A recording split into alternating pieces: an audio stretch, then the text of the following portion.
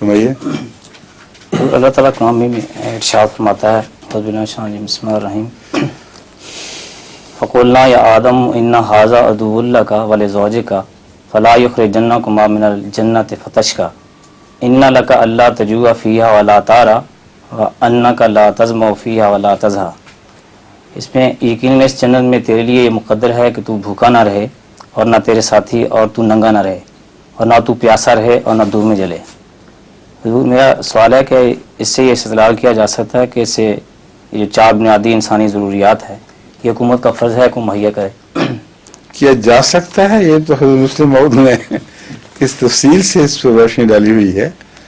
اور میرا جو مضامین کا سلسلہ شروع ہوا تھا جلسہ سلامت پر آغازی میں، اس میں نے یہ بات اٹھائی تھی کہ اس میں یہ نقطہ مزید داخل کیا تھا کہ آج کل اتنی ترقی کے بعد جہاں تہذیب نے اتنی ترقی کی، جہاں انصاف کا تصور خوب نتھر گیا، ابھی تک 3 باتوں کو یہ بنیادی حق تسلیم کرتے ہیں: روٹی، کپڑا اور مکان.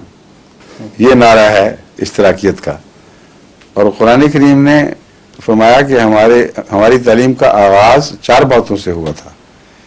4 بنیادی حقوق بیان کیے ہیں، پانی بھی. اب پانی جو انسان سمجھتا ہے کہ روزمرہ کی چیز ہر جگہ دستیاب ہے، بنیادی حق کا کیا تعلق ہوا. لیکن اب سمجھ آ رہی ہے کہ بڑی بھاری تعداد بنی نوع انسان کی صاف پانی سے محروم ہے، جبکہ ان کا یہ بنیادی حق ہے. تو وہ قومیں، وہ ریاستیں جو اپنے غرباء کے لیے صاف ستھرے پانی کا استعمال بھی پانی کا انتظام بھی نہیں کر سکتے، وہ اس بنیادی فریضے سے غافل ہیں. تو 3 کی بجائے 4 بنیادی حقوق بیان ہوئے ہیں: روٹی، کپڑا اور مکان اور پانی. ٹھیک ہے.